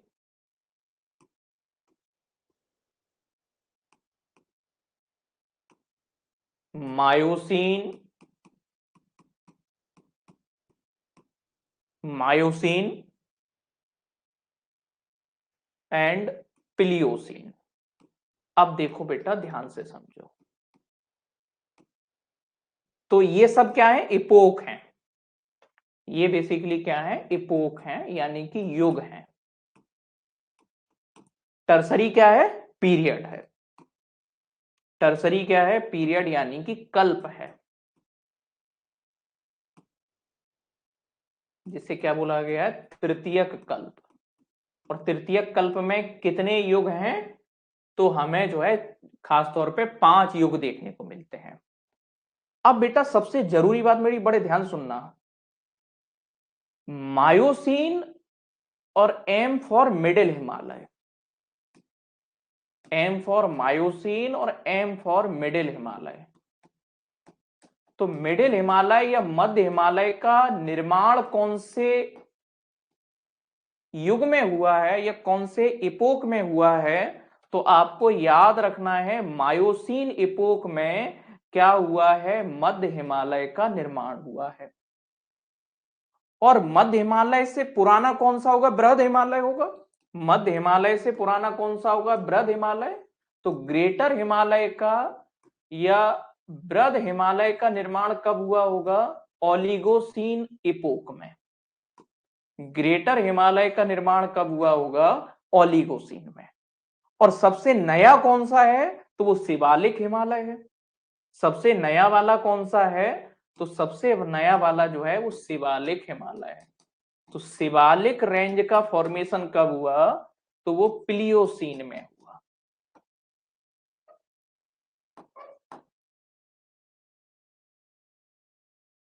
समझ गए। तो Miocene, M for middle, M for Miocene. तो मिडिल हिमालय, मध्य हिमालय का निर्माण कौन से युग में हुआ है, तो मायोसीन युग में हुआ है। ग्रेटर हिमालय या बृहद हिमालय का निर्माण कौन से युग में हुआ है, ओलिगोसीन में हुआ है। और शिवालिक हिमालय का निर्माण कौन से में हुआ है, प्लियोसीन में हुआ है। ये क्लियर है सभी को, ये सभी को क्लियर है। ये बेसिकली जैसे टेथिस सी है, टेथिस सी के पास जब प्लेट टकराई तो मतलब ये कैसे हैं, फोल्ड माउंटेन के एग्जांपल है, यंग फोल्ड माउंटेन के एग्जांपल है। तो इससे पहले भी जो है नवीन बलवित पर्वतों का निर्माण हुआ होगा, यानी कि इयोसीन और प्लियोसीन जो है हमें क्या देखने को मिलेगा, इयोसीन और पैलियोसीन में भी क्या हुआ होगा, तो इयोसीन और पैलियोसीन में भी नवीन बलित पर्वतों का निर्माण हुआ होगा, यानी कि यंग फोल्ड माउंटेन का फॉर्मेशन हुआ होगा। तो दुनिया में हमने जो पढ़े हैं यंग फोल्ड माउंटेन्स या जो है नवीन बलित पर्वत, जैसे रॉकीज पढ़ा है हमने, जैसे हमने एंडीज पढ़ा है, ये पढ़े हैं नवीन बलित पर्वत आप लोगों ने मेरे साथ में। तो रॉकीज, एंडीज, जैसे आल्प्स पढ़ा है आपने, ये सब कब हुए इनका निर्माण, इयोसीन और पैलियोसीन पीरियड जो इपोक में। तो नवीन बलित पर्वत जैसे आल्प्स हैं, रॉकीज हैं, एंडीज हैं, इनका पैलियोसीन या इयोसीन या टर्सरी पीरियड के हैं ये सभी। चाहे आल्प्स हो, चाहे रॉकीज हो, चाहे एंडीज हो, चाहे ग्रेटर, मिडिल, शिवालय, ये सब कौन से तृतीयक जो है कल्प के हमें देखने को मिलेंगे। खासतौर पे अगर आप देखोगे कि अटलांटिक ओशियन कोई ज्यादा पुराना नहीं है, अटलांटिक महासागर, अटलांटिक महासागर का निर्माण भी इसी समय हुआ है।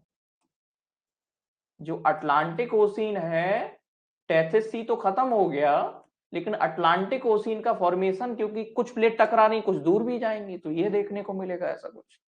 तो अटलांटिक ओशियन का फॉर्मेशन भी इसी पीरियड में हो रहा है, पैलियोसीन और इयोसीन पीरियड में, अटलांटिक महासागर का। तो ये हमें देखने को मिलेगा। क्लियर हुआ, ये सब टर्सरी पीरियड के फॉर्मेशन है, ये सब जो है तृतीय कल्प की उत्पत्ति हमें देखने को मिल रही है। क्लियर हुआ सभी का। ये सब कौन से पीरियड के, जो कौन से इपोक के जो हैं, तो ये टर्सरी इपोक के हैं। क्लियर हो गया।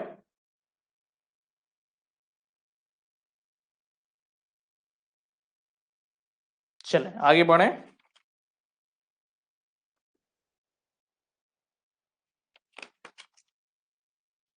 हो गया इतना सभी का।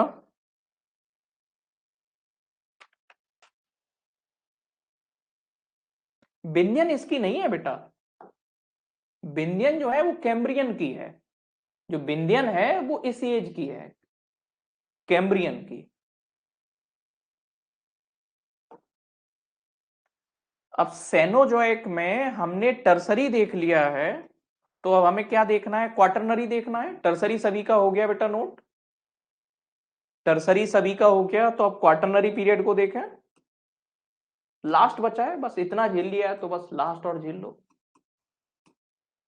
क्वाटरनरी पीरियड को देखा जाए,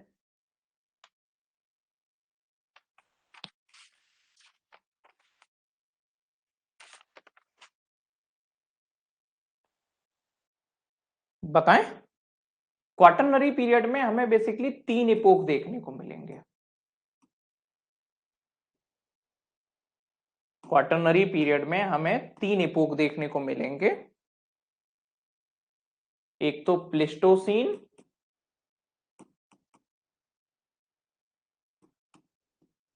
दूसरा होलोसीन, तीसरा एंथ्रोपोसीन। ये 3 इपोक हैं। ये हमें क्या देखने को मिलेंगे? 3 युग देखने को मिलेंगे।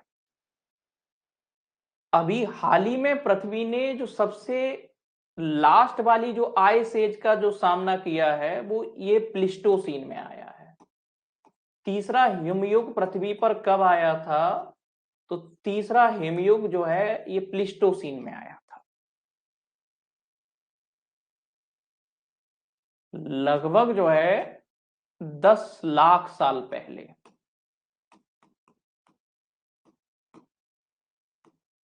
1 मिलियन ईयर्स एगो, लगभग जो है 10 लाख साल पहले पृथ्वी पर शीत युग, सॉरी हिम युग की जो है देखने को मिला हमें।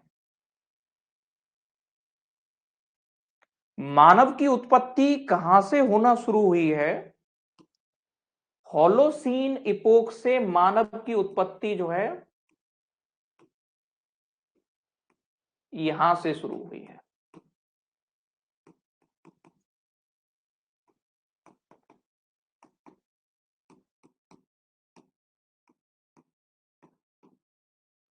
मानव की उत्पत्ति जैसे होमोसेपियंस के जो पुरखे थे, जैसे ऑस्ट्रोपिथेलेकस, रामापिथेकस, सिबापिथेकस, उसके अलावा जैसे आप नियांथ्रिलिस, ये बायोलॉजी में अगर आपने पढ़े हो ऐसे नाम कुछ, तो ये हमारे पुरखे जो हैं चिंपांजी वाले जो हैं वो यहीं मिलेंगे। जो और एंथ्रोपोसीन जो हमें देखने को मिलेगा ये हमारा युग है, खास तौर पे एज ऑफ होमोसेपियंस।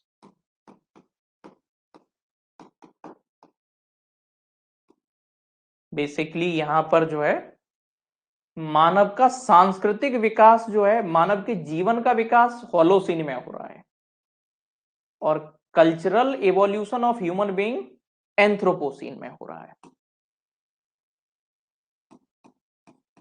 तो कल्चरल इवोल्यूशन ऑफ मैन,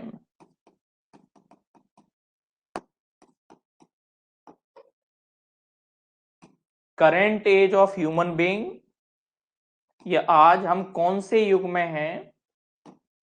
तो एंथ्रोपोसीन युग में हैं। आज हम लोग कौन से युग में हैं? जो रील्स बना रहे हैं, ये सब देख रहे हैं, तो आज हम इस युग में हैं। और इतिहास हम कुछ यहीं से पढ़ना शुरू करते हैं, हिस्ट्री यहां से शुरू होती है। जो पढ़ते हो पाषाण काल, पुरा पाषाण काल जो है, मध्य पाषाण काल, नव पाषाण काल, हिस्ट्री यहां से शुरू हुई है। ज्योग्राफी कहां से शुरू हुई है? जब पृथ्वी बनी है।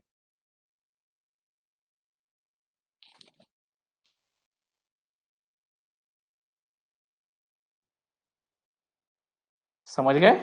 तो सांस्कृतिक विकास जो है मानव ने कब से करना शुरू किया है? एंथ्रोपोसीन से करना शुरू किया है। सांस्कृतिक विकास हमने कब से करना शुरू किया है? एंथ्रोपोसीन से जो है। समझ में आया कुछ?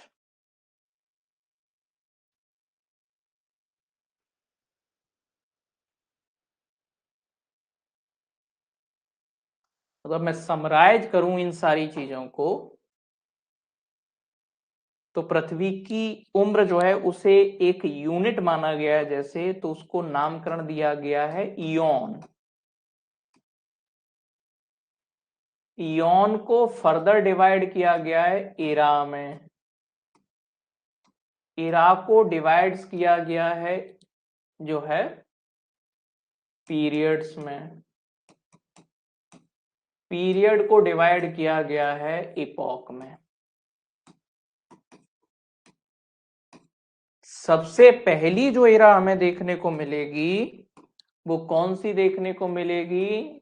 प्री कैम्ब्रियन एरा देखने को मिलेगी।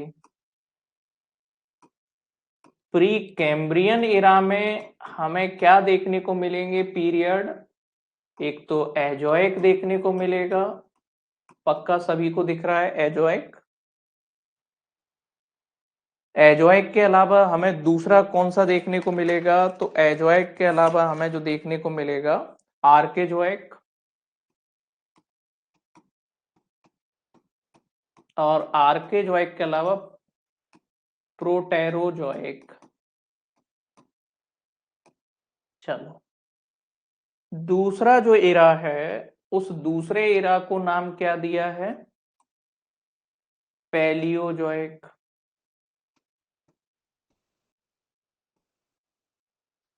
पैलियोजोइक को हमें क्या देखने को मिलेगा?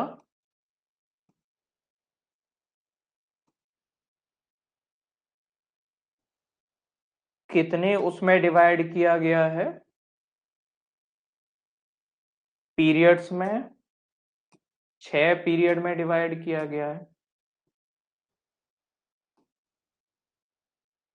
तो 6 पीरियड में जो डिवाइड किया गया है, एक तो कैम्ब्रियन, कैम्ब्रियन में डिवाइड किया गया। दूसरा हमें क्या देखने को मिलेगा? ऑर्डोविसियन, सिलूरियन,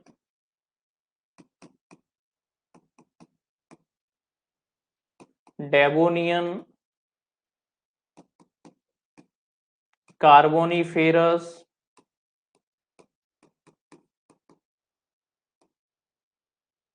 और जो है परमियन।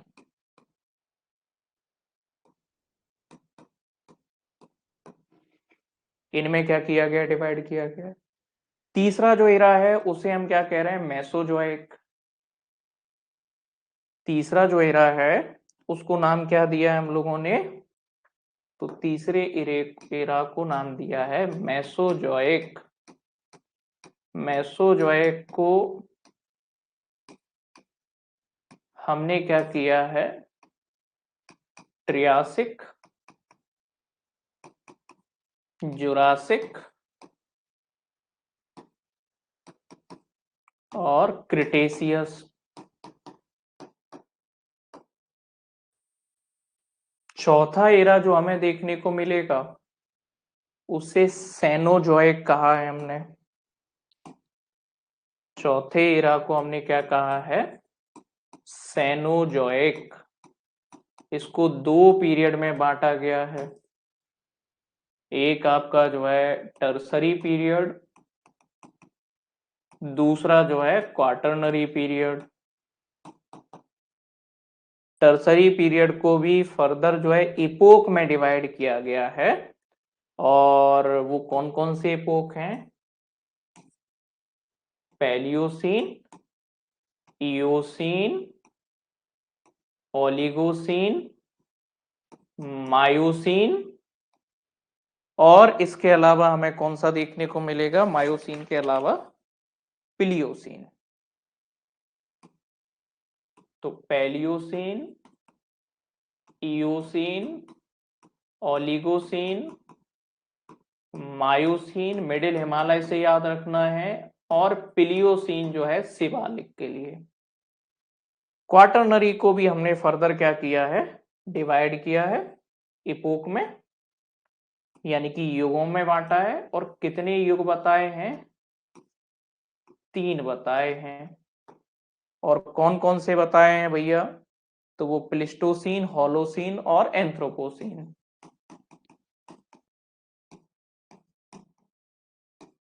ये पूरी कहानी है जितना भी पढ़ा अभी तक का हमने क्लास में।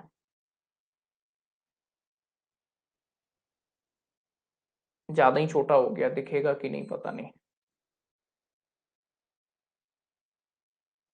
दिखते हैं।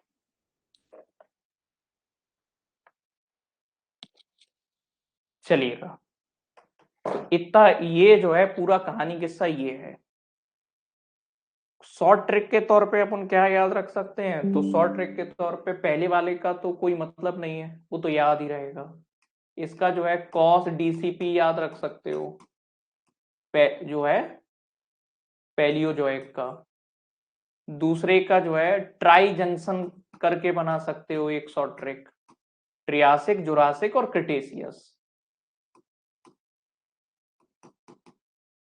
तीसरे वाले का उल्टा हम पोएम नहीं लिख पाते, हम पियोम लिखते हैं, तो पियोम पी, एक ये बना सकते हो। बस 3 याद हो गए बीच के, तो बाकी याद हो ही जाएंगे।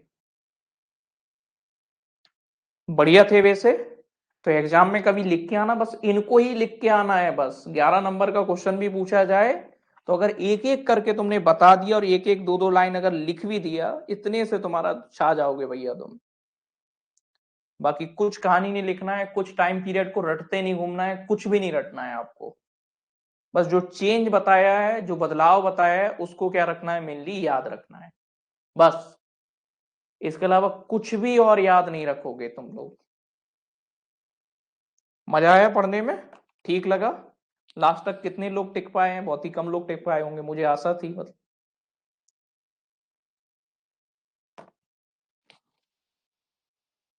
तो इसको रट लेना है, इसको बिल्कुल, ये बहुत काम में आएगा।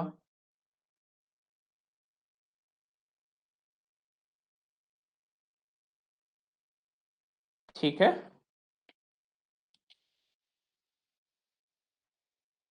कल मुलाकात करते हैं।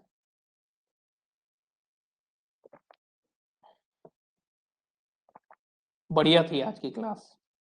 ठीक है, चलो तो थैंक यू एवरीवन।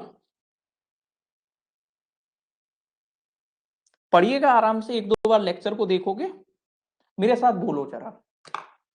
देखो, सबसे पहली इरा कौन सी है? Pre Cambrian. पहले इरा याद रखो, कौन सी है? बोलो जोर जोर से। प्री कैम्ब्रियन इरा है, जीवन, कहानी खत्म। दूसरी इरा कौन सी हमें देखने को मिल रही है? पैलियोजोइक, मतलब जीवन आ गया है, शुरुआती रूप में है। फिर हमें मेसोजोइक, और तीसरा चौथा जो है वो सीनोजोइक, जो एडवांस जो है। तो प्री कैम्ब्रियन, पैलियोजोइक, मेसोजोइक और जो है सेनोजोइक। प्री कैम्ब्रियन में हमें क्या देखने को मिल रहा है? अजोइक वाला देखने को मिल रहा है हमें। उसके प्री कैम्ब्रियन में हमें क्या देखने को मिल रहा है? अजोइक देखने को मिल रहा है। अजोइक के अलावा दूसरे जो है हमें प्रोकैरियोटिक और यूकेरियोटिक फॉर्म में हमें देखने को मिल रहा है, तो उनको याद रखो चाहे ना रखो। उसके अलावा जैसे पैलियोजोइक में हमें कॉस डीसीपी याद रखना है। कॉस का मतलब यहां पर जो है कैम्ब्रियन, ओ का मतलब जो है ऑर्डोविसियन, एस का मतलब सिलूरियन, डी का मतलब जो है डेवोनियन, और जो है सी का मतलब कार्बोनिफेरस, और पी का मतलब है परमियन। ये हमें याद रखना है। मेसोजोइक में हमें 3 जो है पीरियड याद रखना है, एक ट्रियासिक, दूसरा जुरासिक, और तीसरा जो है हमें जो है क्या देखना है? क्रिटेशियस। फिर सेनोजोइक में हमें 2 पीरियड याद रखना है, क्वार्टर टर्सरी पीरियड और क्वाटरनरी पीरियड। टर्सरी में भी हमें क्या देखने को मिलेंगे? तो एक हमें जो है पैलियोसिन देखने को मिलेगा, इयोसिन देखने को मिलेगा, और जो है ओलिगोसिन देखने को मिलेगा, मायोसिन देखने को मिलेगा, और प्लियोसिन देखने को मिलेगा। मायोसिन में मध्य हिमालय की उत्पत्ति हो रही है। उसके अलावा जो है कहीं ना कहीं ओलिगोसिन में ग्रेटर हिमालय की उत्पत्ति। ऐसे क्या रखना है, आपको ध्यान रखना है। ठीक। उसके अलावा क्वाटरनरी, क्वाटरनरी में हमें मेन जो याद रखना है वो प्लिस्टोसिन, होलोसिन, एंथ्रोपोसिन। तो 2-3 बार इसे क्या करना है? पढ़ना है आपको। बाकी पहले इतना चीज को याद कर लोगे, फिर चेंज को जो है अपने आप में गौर कर लेना कि कब क्या बदलाव हो रहा है, कब कौन सा बदलाव हो रहा है। तो उस चीज को क्या रख लेना है? ध्यान रख लेना है। ठीक बेटा, क्लियर हुआ ये बात बेटा सभी को? तो फिर अभी के लिए इतना ही, मिलते हैं हम लोग नेक्स्ट सेशन में। मजा आ गया? ठीक है, थैंक यू एवरीवन, मिलते हैं हम लोग।